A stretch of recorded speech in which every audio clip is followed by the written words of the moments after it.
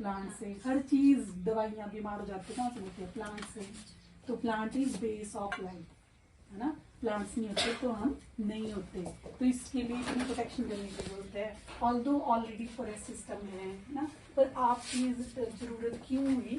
क्योंकि अब देखिए जो फॉरेस्ट गार्ड भी होता है, कई बार उसकी घर कहीं और होता है, सपोज मंडी का होगा, वो यहाँ आया होगा, तो यहाँ का हैबिटेट अलग है, जियोग्राफी अलग है, और आप लोग अगर यहीं के लोगों को हम एम्प्लॉय करेंगे तो आपको पूरा पता है कि कौन सा गांव कहाँ है, यहाँ के लोगों की सोच कैसी है, और लोगों पे डिपेंड करता है उस एरिया की प्रोटेक्शन होना या नहीं होना, ठीक है ना। अगर लोग ब्रॉड माइंडेड होंगे, जैसे अब हमारे पहले के लोग थे ना, वो बहुत नॉलेजेबल थे, वो उनका बिलीव होता था सस्टेनेबल डेवलपमेंट में। सस्टेनेबल आपको पता होगा कि हम अभी के लिए यूज भी करें और आगे के लिए भी बचा के रखें, है ना।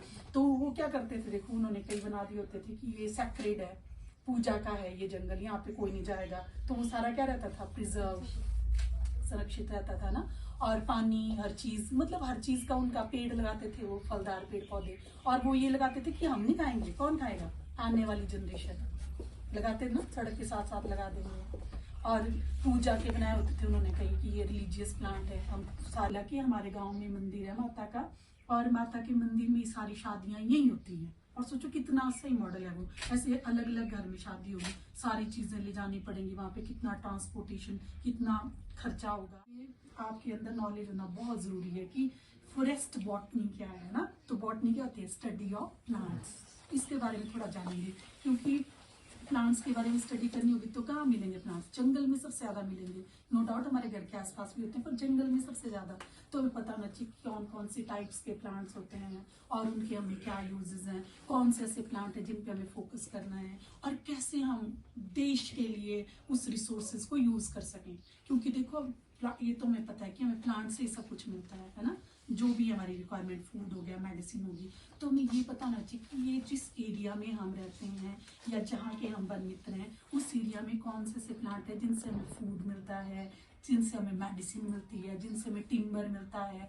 और ये जो प्लांट्स हैं कैसे हम अपने एरिया के लिए तो यूज करें, और इनको क्या कर सकते हैं? इकोनॉमिकली भी यूज कर सकते हैं, इनकम जनरेट करने के लिए। ऐसे तो इलीगल होती हैं चीजें बहुत सारी, है ना, जंगल से हम निकाल के और बेच देते हैं, पर जब आप वन मित्र होंगे तो आपको पता होंगे रूल्स कि कौन से। देखो चीजों को निकालने में कोई बुराई नहीं है, उनको एक्सप्लॉइट नहीं करना है, उनको क्या करना है? सस्टेनेबली यूज करना है।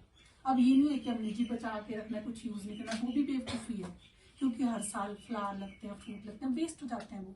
तो हमने उनको यूज करना कैसे? जब हमें नॉलेज होगा तब हम उन रिसोर्सेज को बेटर वे में यूज कर पाएंगे, और उससे हमारी हेल्थ भी अच्छी होगी और हम सोसाइटी को भी दे सकते हैं। क्योंकि बहुत सारी चीजें ऐसी होती है, जैसे अब बुरांस या बल्क में लगते हैं, तो यहाँ के लोगों के लिए तो ज्यादा यूज नहीं, जितने चाहिए वो खा लेते हैं, बाकी तो वेस्ट होते हैं। तो अगर हमें नॉलेज होगा तो हम उनसे अच्छे से प्रोसेसिंग करके जूस बना के, जैसे मैंने देखा यहाँ पे एक अचार की भी है एक ना, तो वो इतना अच्छा अचार बनाते हैं, नीमगढ़ का ये वो, और सोचो तो आप बेच सकते हो उस अचार को। आपका काम क्या है? तालमेल बिठाना फॉरेस्ट के बीच में और लोगों के बीच में। और मेन पर्पस क्या होना चाहिए? ताकि हम अपने रिसोर्सेज को क्या कर सकें? बेटर यूटिलाइज कर सकें, एनवायरनमेंट को क्या कर सकें? प्रोटेक्ट कर सकें, और अपने एरिया की इकोनॉमी को क्या कर सकें? एनहांस कर सकें, ठीक है। और हम खुद भी हेल्दी रहें, मतलब आपका सोल एम होना चाहिए टू सर्व ह्यूमैनिटी, हम सेवा करें देश की, लोगों की, जमीन की और अपने जंगल की, ठीक है। और ये फिर आपको बता दूं मैं कि जो प्लांट्स होते हैं ना, यूजली 3-4 तरह के होते हैं। एक होते हैं हर्ब्स। हर्ब्स क्या होते हैं? जो बहुत छोटे होते हैं, जैसे ये देखिए छोटे छोटे बिल्कुल नीचे, और उनकी बुटी लकड़ी की तरह स्टेम होगी उनकी, वो हर्ब्स होते हैं। फिर श्रब, जैसे बर्बरी देखा आपने ये वाला टसमल, उनको क्या बोलते हैं? श्रब। फिर ट्री ये होते हैं, और क्लाइंबर जो झाड़ियाँ होती हैं। तो ये 4 कैटेगरीज होती हैं, छोटे प्लांट, श्रब, ट्री और झाड़ियाँ। तो ये भी आपको जंगल में जाके पता चलना चाहिए कि ये ट्री है, ये श्रब है, ये हर्ब है, और ये क्या है? क्लाइंबर। झाड़ियों को क्या बोलते हैं? क्लाइंबर्स, ठीक है। अब ये देखो हम बायोडाइवर्सिटी को कैसे यूज कर सकते हैं।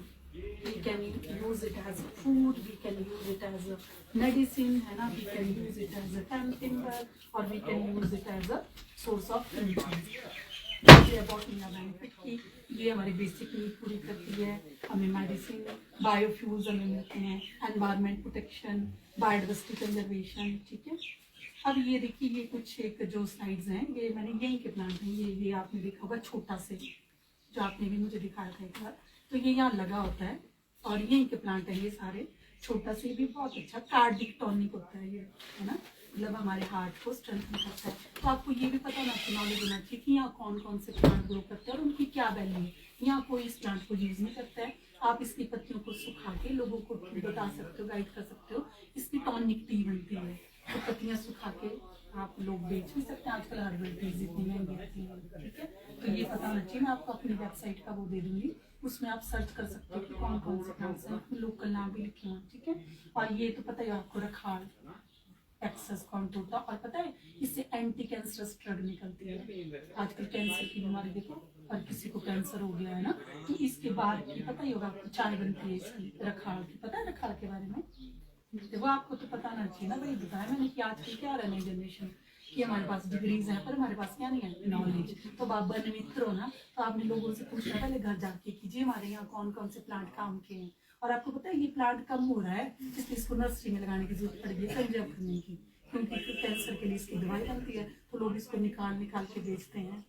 तो आपको ये भी पता होना चाहिए अपने एरिया में कि कौन लोग हैं जो ट्रेडिंग करते हैं, और वो जो ट्रेडिंग लीगल ट्रेडिंग करते हैं ना, उनका तो पता नहीं, वो चुपचाप लगे होते हैं। तो ये आपको ये भी नजर रखनी पड़ेगी, और पहले पूछना पड़ेगा यहाँ कौन से प्लांट काम के हैं, और आपको उनकी पहचान करनी भी आनी चाहिए, तभी पता चले। ये क्या होता है, पैरासाइट होते हैं ये सैप्रोफाइट, या तो जमीन से मिट्टी और उसमें ग्रो करेंगे, या फिर किससे लेंगे, ये दूसरे प्लांट्स पे ग्रो करेंगे, ठीक है। फिर उसके बाद क्या होता है, मैंने ये ब्रायोफाइट, इनको मॉस भी बोलते हैं, ठीक है। इनके बहुत सारे होते हैं इनके मॉस।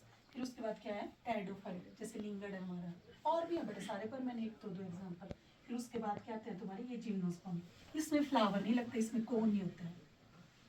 जैसे तुम्हारी ये पाइनस, चील होगी, देवदार हो गया, तो उसमें देखना कोन लगेंगे, है ना। सीड बोलते हैं इनको, क्या बोलते हैं, सीड या कोन, तो इसमें बोली लगते हैं। और फिर लास्ट में तुम्हारे क्या, ये फ्लावर, जितने भी फ्लावरिंग प्लांट हैं आपके, जैसे ये किसी फोर्ट में गई, पुराना फोर्ट था वो, तो वो बोल रहे थे कि ये जो यहाँ का जो फ्लोर है ना, उसमें ये भांग यूज़ की है, क्या यूज़ किया, भांग।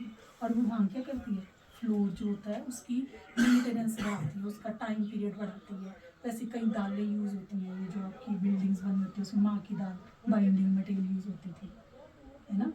तो मतलब ये अलग अलग आर्चियोलॉजी में आएगा। और बाकी आपके साथ में रिसोर्स पर्सन बताने के लिए ये इनको ज़्यादा अच्छे से पता है कि क्या है, बॉटनी तो सब नहीं करी होती है जो भी फॉरेस्ट में होते हैं। स्टिल कुछ पूछना है तो पूछो।